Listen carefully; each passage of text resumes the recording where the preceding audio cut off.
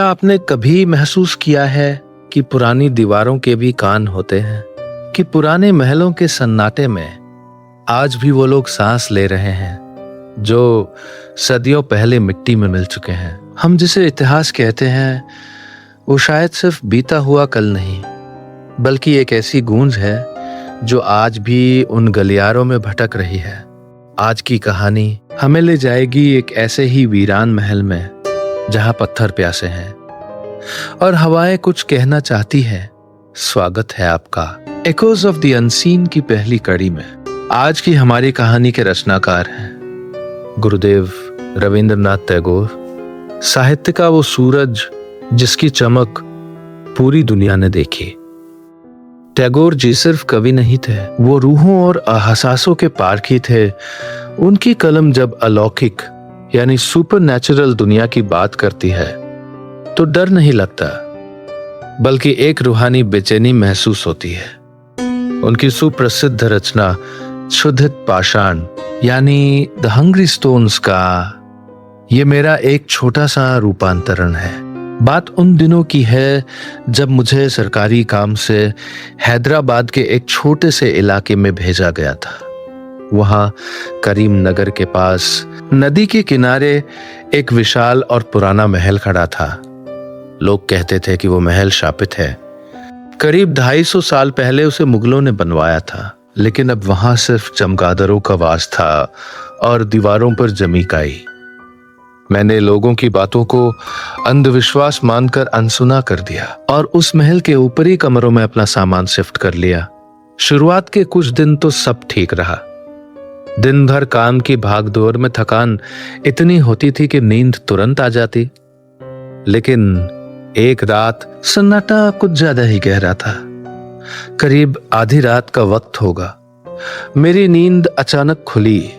बाहर नदी की लहरों की आवाज पत्थरों से टकराकर गूंज रही थी, लेकिन उस गूंज के बीच मुझे कुछ और सुनाई दिया। मैंने उठकर खिड़की से बाहर देखा।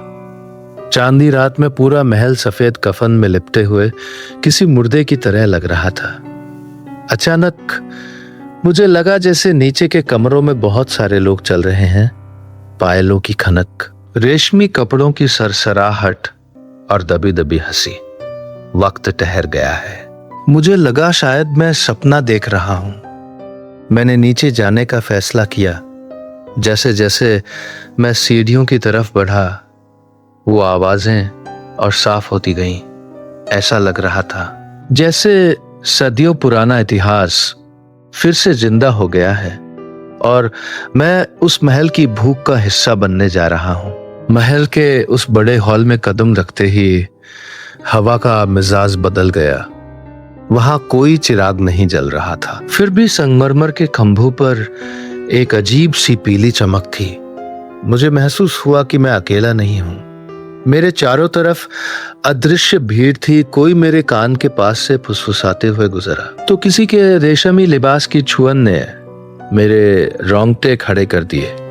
हॉल के बीचों बीच बने फव्वारे जो सालों से सूखे पड़े थे, अचानक उनमें से पानी की आवाज आने लगी। मैंने अपनी आंखें मली, वहां पानी नहीं था, फिर भी चींटों की ठंडक मेरे चेहरे पर महसूस हो रही थी। वक्त ठहर गया है। मैं उस दौर में पहुंच गया था जहां ये पत्थर भूखे नहीं थे, बल्कि महलों की शान थे। तभी मेरी नजर उस सीढ़ी पर पड़ी। वहां एक साया खड़ा था, एक औरत जिसके चेहरे पर जीना सा नकाब था और आंखों में सदियों पुराना दर्द। उसने अपना हाथ मेरी तरफ बढ़ाया जैसे मुझे पुकार रही हो। उसकी उंगलियों में जड़े नगीने चांदनी में चमक रहे थे। मैं सम्मोहित सा उसकी ओर बढ़ने लगा। मेरा होश, मेरी पहचान, मेरा वजूद सब धुंधला पड़ता जा रहा था। अचानक बाहर से एक चीख गूंजी, भाग जाओ, सब झूठ है। ये मेहर अली था, वो पागल जो रोज रात महल के चक्कर लगाता था। उसकी आवाज ने एक पल के लिए उस जादुई पर्दे को फाड़ दिया। साया गायब हो गया, संगीत रुक गया, फव्वारे शांत हो गए। मैं अकेले उस अंधेरे और ठंडे हॉल में खड़ा कांप रहा था।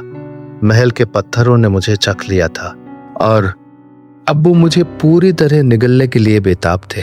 अगले कुछ दिन किसी नशे की तरह थे। दिन में मैं एक मामूली टैक्स कलेक्टर था, लेकिन सूरज ढलते ही मैं उस मरे हुए इतिहास का सुल्तान बन जाता।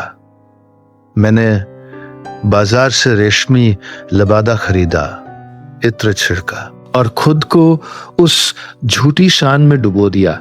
मुझे लगने लगा कि मेरी असली दुनिया ये नहीं है, बल्कि वो साए हैं जो दीवारों के पीछे छिपे हैं। एक शाम जब मैं उस साए, उस बेनाम औरत के पीछे भाग रहा था, उसने अचानक मुड़कर अपना नकाब हटाया। उसकी आंखें वो आंखें नहीं थी, बल्कि जलती हुई आग के दो दहकते अंगारे थे। उसने चीख कर कहा, हमें आजाद करो, हमें इस पत्थर की कैद से निकालो। तभी मुझे समझ आया, महल के पत्थर भूखे इसलिए थे क्योंकि वे उन आत्माओं की अधूरी इच्छाओं से बने थे। वे पत्थर नहीं थे, वे जमी हुई चीखें थी। महल का फर्श हिलने लगा, सीढ़ियां गायब होने लगी। वक्त ठहर गया है, पर अब ये वक्त का रुकना नहीं, बल्कि एक जानलेवा फंदा था।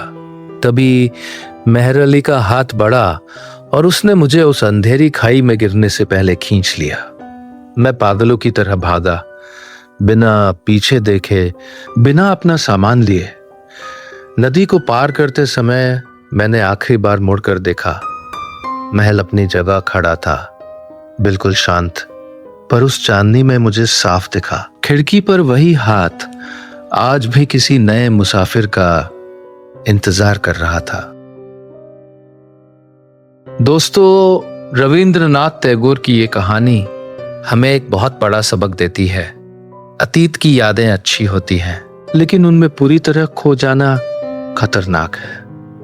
महल के वो पत्थर भूखे नहीं थे। दरअसल हमारी अपनी इच्छाएं भूखी होती है। अगर हम आज को छोड़कर बीते हुए कल की मोह माया में फंस जाएंगे, तो हम भी उन पत्थरों की तरह बेजान और प्यासे रह जाएंगे। इंसान वही है जो यादों से सीखे पर उनमें कैद ना हो। उम्मीद है आपको एकोज ऑफ द अनसीन की ये दास्तान पसंद आई होगी। हमेशा की तरह खुश रहें और नेक बने।